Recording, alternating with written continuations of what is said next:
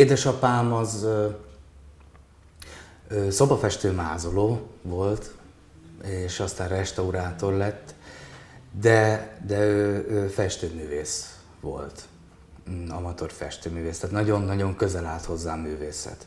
És egyébként a családban meg van aki művész, van elég profi szinten, tehát az unokatestvérem az Magyarország egyik leghíresebb színésze, de a nagypapám kezdte ezt az egészet, akit nem ismertem. Ő már mesemondó volt. Zenész, muzsikus cigány volt, de olyan szinten mondott meséket, hogy egyszer kijött a Duna TV, és ezt így rögzítette, hogy ez így elterjedt az országban, hogy van egy ember, aki úgy mond mesét, hogy azt muszáj fölvenni. Anyám pedig balettáncos volt, és aztán ő értelmiségi lett, neki van 2 diplomája. És amikor már ilyen 7-8 éves lettem, és mondjuk már gyerektáborban résztvevő voltam, de anyukám volt a táborvezető, akkor én mondjuk már megcsináltam a Rómeós Júliát, így megrendeztem, úgyhogy én nem ismertem ezt a történetet. Csak láttam a középiskolásoktól egy előző táborba, és akkor én azt megrendeztem nekik, de ilyen mindenféle parodisztikus elemekkel volt telerakva.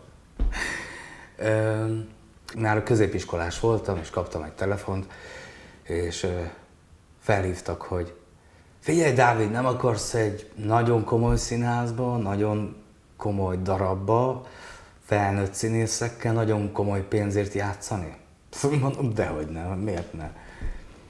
És akkor elmentem, és akkor kiderült, hogy gyerekek egér sminkben vannak, egy gyerekdarabot próbálnak éppen, és természetesen ingyen van ez az egész, de engem ez egyáltalán nem érdekel, tehát én nem azért mentem oda, hanem én ott ragadtam.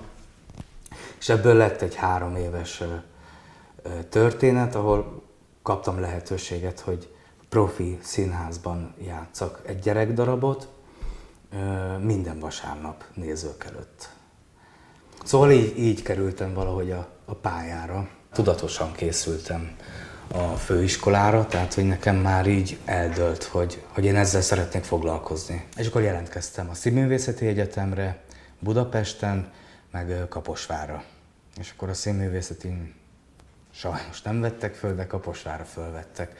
Egyébként eléggé büszke vagyok erre, hogy ott maximális pontszámmal vettek föl, meg kaptam egy ilyen rektori kitüntetést. Figyelj, amikor elvégeztem a színműt, akkor én nem kaptam szerződést, mint nagyon sok osztálytársam. A főiskola után nekem gyakorlatilag ez a munka hozott, amikor a rendezőszakosokkal dolgoztam, akkor őket megismertem. És onnantól kezdve én 3 évet voltam bent a Színművészeti Egyetemen. Én 11 rendezővizsgában voltam. Ezek mind ingyen munkák voltak, ezek rendezővizsgák voltak, viszont így el tudom azt mondani, hogy talán nincs is ilyen színész az országban, aki 11 rendezővizsgában volt benne, sőt, még a végzős színészek diplomamunkájában is játszottam.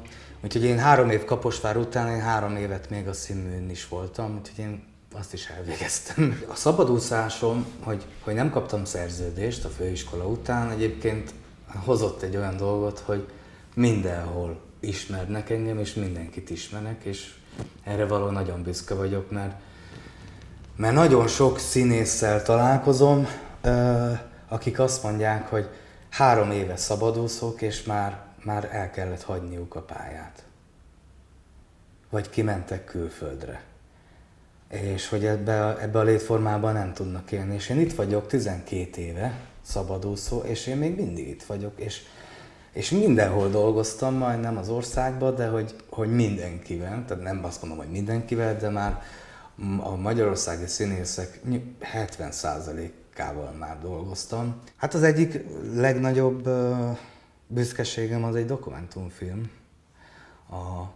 a Ghetto Balboa, amit a legjobb barátommal találtunk ki, hogy ezt meg kéne csinálni. Ez egy 10 éves történet, és 10 évig csak beszélgettünk róla. És akkor egyszer csak összejött. Akkor egyszer csak azt mondtuk, hogy na jó, most már ne beszélgessünk róla. és csináljuk meg. És nagyon gördülékenyen összejött ez a dolog. És ez a film elkészült, és megnyerte Magyarországon a filmhetet. Az operatőr az legjobb operatőr díját kapta, és Zsigbot Vilmos díjat kapott. Úgyhogy az a legnagyobb büszkeségem, hogy van egy ötlet, de csak így fejben, hogy csináljuk már meg, vagy hogy ebből filmet kell csinálni, és hogy lehet, hogy csak gondoltuk, de bejött. És ezt díjazták is.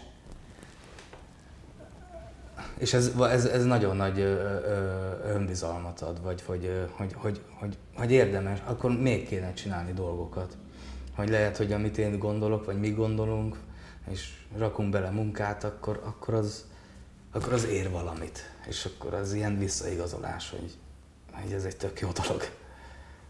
Az, hogy legyen külön roma színház, én azt nem gondolom fontosnak. Én az integráció, vagyis a közös munkában, mert én nem úgy járom, nem úgy élem az életemet, vagy nem úgy sétálok az utcán, mint egy cigány. Nem tudom, hogy az hogy kell. És hogyha dolgozunk együtt színházban, akkor sem gondolom azt, hogy én cigány vagyok. Ezt csak mások gondolhatják, vagy mások viselkednek velem úgy, ha így akarnak velem viselkedni. Tehát ember vagyok. És a színházban pont ez a lényeg, hogy emberek történeteit mutatjuk be. Volt régen egy ilyen szlogán, hogy több teknót a parlamentbe. Én meg azt mondom, hogy több cigányt a színházakba.